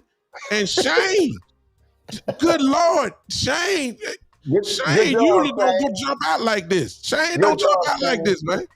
34-17? What? Wait a minute, y'all. Wait a minute, y'all. Y'all do realize we playing the world champions, right? Come on now. Let's not get disrespectful. Are y'all saying the Cowboys about to disrespect the Eagles tomorrow? Personally, I love it. But anyway, but are you saying we about to stump a mud hole in these guys tomorrow? What it look like. Wow. Hey, how we putting the scores up here? We shouldn't even play the game, man. We'll just let the chat decide it. The chat is deciding it. The chat is deciding it. I mean, they flying. Who is this? Is this Miss V? I know who you are. I think I know who you are. This person right here. VJ Butte. She says 28-24 Dallas. That's the third time we've seen that number. I saw that number third time. Brandon Boyce. Thanks for popping in, sir. Brandon Boyce come in and says 33-19. What is going on with y'all? I'm gonna tell you something too, man. We are a 3.5 point underdog, and we play really well at home being underdogs. When they disrespect us and expectations fall, we kind of play up. We play up to that, right? So I see some good things happening for us tomorrow, man. This is a great point, Cooper, but you're forgetting one thing, and I'm going to help you out, Cooper, because you've been a good Eagle fan. You say that's a good point. I don't know what point you were talking about, but I think you were talking about when Big Bird was talking. You said, when was the last time your team had to go through the fire and fought together out of the flames to rise and dominate? That's what makes us great. Hungry dogs run faster. Well, I know we played the Raiders last week, but you saw it last week. To answer your question, they had to go through the fire of losing a teammate, get over all that mental stuff, play with that mental stuff, all that mental anxiety, play extra motivated because the fire was they were not going to let their brother down. They played probably the best game of the season last Monday night against the Raiders. I understand it's the Raiders, but they were not going to lose that game. And they were hungry last week. And since their back is against the wall this week, everybody knows that we can't lose another game. We can't. Everybody know if we talking about making the playoffs, we know we can't lose no more than maybe one more game. That's it. So in other words, tomorrow's a playoff game. They know that. You've heard that. Well, I don't know if you heard the Cooper Gas and all, but that's what we've been saying. That's what Schottenheimer said. He ain't say playoff, but he said he knows where we are in the standings. He knows where our back is against the wall. We're getting ready to, trying to really do this thing. So every game is almost like a playoff game. So to answer your question, they just coming through it and they're motivated, super motivated because of their brother who's gone on. And then the position that they're in, they got all the bullets in the gun. The bullets are all in the gun. This is about the best as the team is going to be. Now we just go play football now. So that's So That's wrong. one thing with that, man, is that you say hungry dogs run. Well, you got to have dogs, right? And Yeah, so what we've added to this team a in dog. Quentin Williams, Pickens, and Clark are dogs, man. We got Dog. dogs, and especially Pickens. Pickens is a dog, and I've always felt Overshown. Don't forget Overshown, B Bird. overshown. Yeah, I'm sorry about Mhm. that. Overshown too. And so one thing, one of my favorite players, man, that I would say this, he's probably my favorite player with the exception of the '90s, excluding the '90s, is Dez Bryant. Because Yeah. I think Dez Bryant was so misunderstood, but I thought he had the passion to win big, and but the team did not want to make him like, hey, that's the guy we need to follow. We need to follow his emotions. We need to follow that. That's what the '90s Cowboys follow Michael Irvin emotionally. And if you follow guys that are RKGs and stuff like that, you can have those guys on your team. But when the bullets flying, man, you got to have a dog, man. You know what I'm saying? And I think we got that now. We got people that ain't go back down. So you remember against Green Bay when we lost in the playoffs and CeeDee Lamb missed the ball on the sideline and cornerback pushed him. That CeeDee Lamb ain't do nothing. Yeah. You think that's happening to Dez? You think that's happening to Pickens? No. No. Matter of fact, I go on carry it a step further on that note, and you can continue on with your point, B Bird. If CD started all that pouting and stuff like that, I believe Pickens go over there and slap him right in his face. Go That's ahead. right. Yeah. And so the reason why that would not happen to a Pickens or would not happen to a Dez, that cornerback won't do that. The mentality that you can just go and push somebody, saying I don't fear you. So they wouldn't even do it. Be like, I want to. Nah, I ain't gonna do that to that dude. Let me go find the other dude. You know what I'm saying? So you got to have guys on your team like that. And he brought that thing about dogs. Those are what dogs are, man. They guys that reputation alone. When they walk on the field, you understand what you're gonna get from them. You understand what you can do to them, and you understand what you can't do to them. And you understand that through the game. You be like, I'm gonna go over here and pick this fight over here. I ain't picking the fight with that dude. You got to have them kind of guys on your team, man. And so we got dogs on our team now. And so I just don't think you can make a team that's these corporate, say the right things, do the right things, tie the shoes, do all of what. You got to have some. You got to have some line steppers sometime. That's why here. Okay. So this is what I proposed to somebody. So CD and Pickens got in trouble last week for staying out too late. Mm-hmm. Pickens wasn't following CD in that endeavor. CD was following Pickens in that endeavor. Mm-hmm. What I'm trying to say is the lead dog in that wide receiver room, it ain't CD, man. It's Pickens. Mm-hmm. Now, CD is a player, right? And he got the biggest contract. But I'm telling you right now is that the dog of this team is coming out, and it's via Pickens.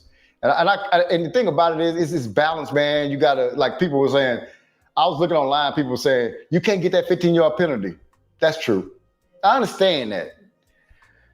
But you can't tame that too much, because if you tame that too much, now you just got another right kind of guy walking around, and he doesn't affect your team in the manner that you need to know. You ain't got a dog no more. You got a puppy, because you done made him into a puppy. And so a coach got to kind of walk that fine line, like, I let him be who he is.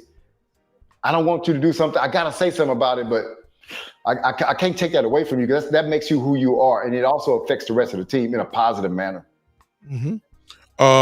And you filling in on a previous comment that we didn't get a chance to top in. You're talking exactly about what this comment here is about: leadership and discipline. You got two great leaders as head coaches. Sirianni is a great leader. He's more of a stabilizer, if you ask me. He's a glue. He's a glue guy. He keeps it there.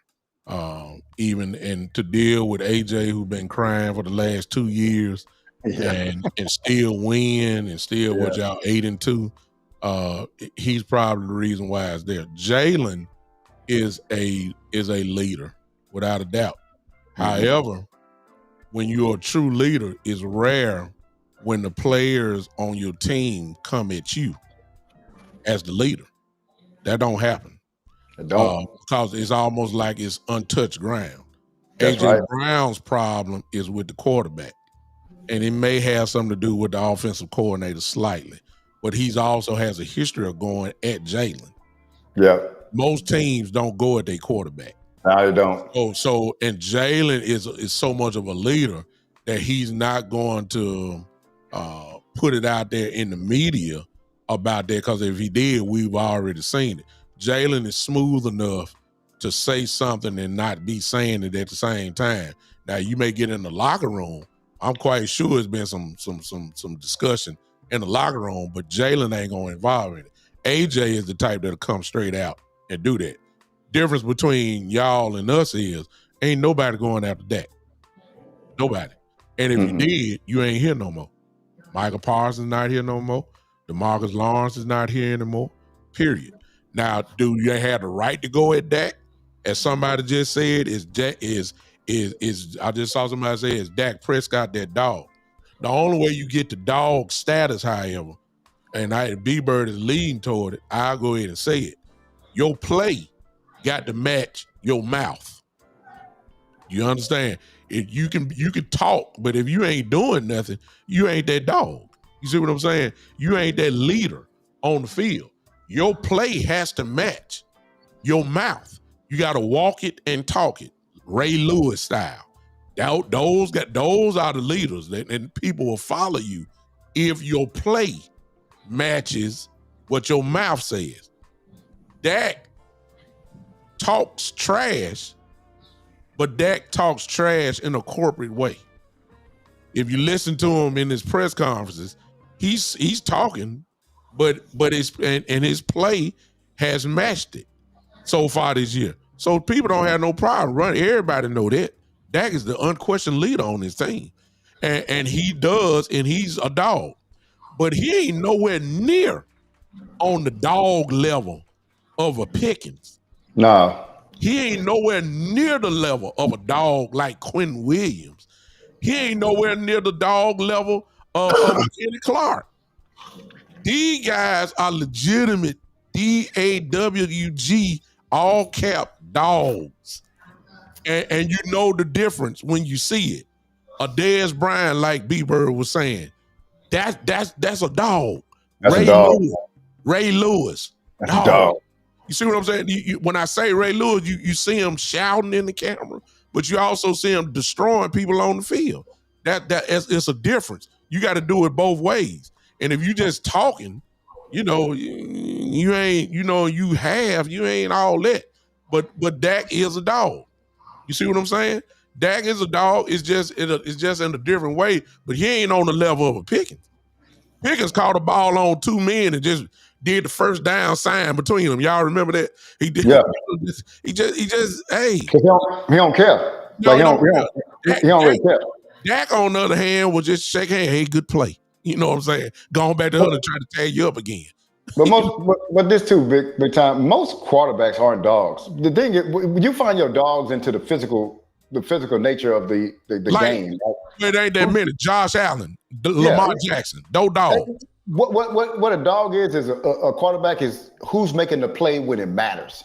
Yeah, that's what there's a dog at a linebacker is who's knocking somebody's head off, who's being feared. Yeah. So as a wide receiver, I'll give you some example that's not even. Remember Steve Smith Jr. or Steve Smith Sr.? Dog. You know why? People feared him. They know that this thing could go left at any moment. Yeah. And I'm talking about left means he can knock me out. And I don't care.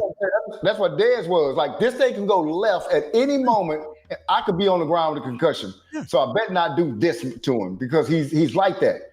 Yeah. And that's why linebackers are like that, defensive ends, offensive linemen, because it's a physical position. Yeah. Larry Allen was a dog. Why? People feared him. Yeah. If they don't fear you, you ain't a dog. It's got to be some kind of fear on the other side or apprehension on the other side. Yeah. The quarterbacks can't get that. You know what I'm saying? Wide receivers can, tight ends can, everybody else can. Quarterbacks are more cerebral position. And so it's hard to say that if Dak's a dog or not. But these other positions, you got to be a dog. You got to have somebody got to fear you, man. If you're not feared, you ain't a dog. And kudos again on that note to Jerry and Steven, because usually they put corporate guys on this team. Yeah, they elevate them. This is the first time in a long time that not only do you go get a Pickens, you go get a Clark, then you go get a Quinn Williams. All three are dogs. We usually don't do that type stuff. Hey, I ain't meaning the ones that we got on this team. Yeah. We got some more dogs other than the three that I just called. I can go down the list. Booker is a dog. He's a dog. Javonte Williams is a dog. Hello. He's playing like that. CD Lamb. CD Lamb is a dog. Yeah. Hello. Jake Ferguson, his mentality. Oh, he's a dog. Yeah. He's a dog. That's where it comes from, right? The mentality is where it comes from. That's what I'm saying. And I'm just going down the list. I mean, you can go on the defensive side. There are a few over there. But I'm saying they included a big infusion of, if you allow me to use it, of dogness, of swagger, of confidence into the locker that we hadn't had in a long time. Let's answer this, and I know we've been on a while. We just appreciate all you guys hanging with us. Yeah, definitely. Shane says, big time with B-Bird, do you think the pre-snap penalties have declined for the Cowboys? You want to take that one, B-Bird? I don't know if they have, but I cannot stand pre-snap penalties. I can't, man. I've often said that if it's 3rd and 4 and our defense is on the field, and I don't care who it is. I said this last year, even if it's Michael Parsons, if you jump off sides to get them first down, you got to come to the bench. I'm so serious about that, man. Or if you line up off sides or something like that. I've seen in the games that we won, they've been down. There's a correlation between us getting less penalties overall and us winning. I know it's obvious, but it's a correlation between us being disciplined and things in games and us winning, I think. Those yards hurt, man, especially if you have a good play or whatever. Next thing you know, it's coming back. I remember Diggs got an interception this year that got called back because of I don't know what the penalty was, but those are game-changing plays. You know what I'm saying? Go ahead and carry B-Bird just for a second. Okay, go ahead. Yeah, so I definitely think it's a correlation between penalties and us winning, man. So I guess the defensive holding penalties, the holding, if you know somebody's gonna get a good lick on your quarterback, some pass interference, those are subjective calls. But the pre-snaps are the ones that get me, man, all the time. Now hey man, if you got a Garrett on the other side of you, you're a left tackle or right tackle, at some point in time, you got to be like, nah, they're trying to get a head start because they knew it was a passing play. So I know why he jumped. So sometimes that does happen, man. But you got people across from you that are great. But, on defense, no, just hold your water on 3rd and 4. Hey, if they get it, they get it, but don't just give it to them. You know what I'm saying? So I definitely agree with the penalty or us wanting them to be less. You can tell if we win tomorrow. I bet if we're winning at halftime, it's because we don't have that many penalties. If we're winning at the end of the games, we're probably going to win a penalty war as far as getting less penalties. So good question, man. I appreciate that. But I'm just going to hold it down till Big Time gets back. Hey, I'm along with y'all too, man. I am my score, and I'll tell Big Time this when he gets back. I got the Cowboys winning 31-20. I just feel confident about this game tomorrow. Their offense hadn't been looking good. Our defense is looking better. We're looking like average to, like if we had this defense all year, we're looking average to, top 10 defense, man. If we can get the secondary worked out, especially if we can get Diggs back, man, you know what I'm saying? And a healthy Diggs, 90% of what he was. Now we got Diggs, Bland, on the corners. We'll be looking pretty good, man. And our safeties are back healthy. What's his name? God dog, I have his name down here. Oh, Hooker. Who would ever think that we welcoming Hooker back? But, we did. He's been playing well. We needed the mind on the back end that wasn't going to be blowing coverages and things like that. We hadn't had that. So I think last game with Overshawn there, the new is it Wilson, our new linebacker, got another week that we got to trade. Yeah. He's got another week to get acclimated to it. He did get some snaps last game, not that many. But Murray looked better. This is the second game in a row. I think they bragged on him in Arizona. And this game, he looked even better. So he could be coming around. I think the arrow for our defense just up. So Big Time, I gave my prediction. I got us winning 31-20. Woo! Hey, I'm like the chat, man. Hey, man, look here. All right, I'll give mine. I think that the extra motivation don't forget, a very important part is going to happen before the game. Don't underestimate this. This will be the first game that the Cowboys will be able to give a tribute to Marshawn Nealon before the game. If y'all don't think that ain't going to make no difference, I understand that there's going to be a video tribute to him. And them boys going to look up at their screen, and them fans going to get up their screen, and I believe that that's going to add a little extra avalanche to this thing starting off. I believe these guys going to be so fired up to play that they're going to play a little bit above their head anyway. And if the Cowboys play anything above their head, they may score 20 points in the first quarter. That's the way I'm looking at it. I think I think Philly is just at the wrong place at the wrong time. Yeah. I'm serious. And there's no disrespect. I just think that I don't think nobody. I'm trying to tell y'all, tomorrow is gonna be one of those emotional days that they ain't gonna get no higher than what they are. I don't care if you put the AFC Pro Bowl team together.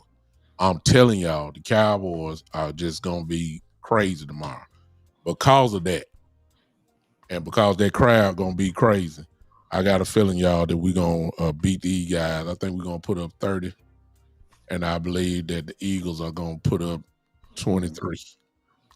I think that'll be about it. 30-23. I'm gonna go 30-23. I ain't going no blowout, even though 7 points is a blowout in NFL standards, but I can't see the double digits now. Good Lord. Let's turn. Wait. So you got to win it. Okay, let me get this right. So you got to win it by 7, right? Uh-huh. So the point spread is 3.5. So you really got to win it by 11. That's a blowout. but the point spread is for Philly, though. They got Philly as the favorite. No, Philly's favorite. So we're gonna score 7. So you got to add the 3.5 over expected. Yes, 3.5. That's 11 on the dot. Yeah. That's a blowout. Yeah. So what's gonna happen is somebody's gonna turn the ball over. I don't think it's gonna be us tomorrow. That's all I'm gonna say. Ladies and gentlemen, we gave y'all way more than what we usually go on. It's fun. Go ahead. Can I say this before we go big time? Yeah. One thing. This is my longest show ever, man. So it don't even seem like it though. Don't even seem like it. Well, great. When you the OGs, you get sleepy. You understand? Yeah. When you're the OG, you get tired quick. You know, you gotta go use the bathroom a little bit. So on that note, we're gonna get on out of here. Man, look, this has been the Cowboy OG podcast. We usually come on Fridays. But we couldn't get together, so we came on today. We'll probably be back next Friday. But B-Bird and Cowboy Joe will be together maybe tomorrow night. Tomorrow, yeah, it's gonna be a post-game show, man. Yeah. Hey, so I gave my prediction. I said that if we lose, that I probably won't show my face, so it'll probably just be Cowboy Joe. But wow. Hey, so we're gonna do a post-game show tomorrow, man, on my channel on YouTube, B-Bird Cowboys, or on X, B-Bird Cowboys, or Fastcast. So y'all be looking out for that, man. We'll be there after the game, shortly after, and we're gonna give y'all a show, man. Appreciate y'all. Listen, I won't be on there because I have my son's game. I'm actually gonna have to leave the game tomorrow with the Cowboys and Eagles. My son has a game at 6:30. And so obviously I'm gonna have to go with him tomorrow. So I'll be watching the game when I get back home, the second half probably by myself, and then I'll be able to talk about it. But I'm not gonna do a post-game show Sunday at night. I'll probably do mine Monday. I'm gonna be off this week, y'all. So y'all hit the live notification buttons. I'm subject to come on in the afternoon. I may be on in the evening or whatever. But I might bring my boys on with me. I may find B-Bird, see what he doing, see if he pop on with me or something like that. But you guys are hearing a lot from me this week. Follow the Big Time Show on Facebook, YouTube, or Twitter. The Big Time Show. You can follow me for those that don't know me. You can follow me there. We appreciate all your subscriptions that some of you guys are following now. Go ahead, B-Bird. I'll see you. Hey, so how you going to do that? Are you going to try not to listen for the score in the game while you're at your son's game tomorrow? No, because as soon as I get in the truck, I'm going to turn on that Sirius. I'm going to find XM? the game on Sirius XM and just listen to it while I drive.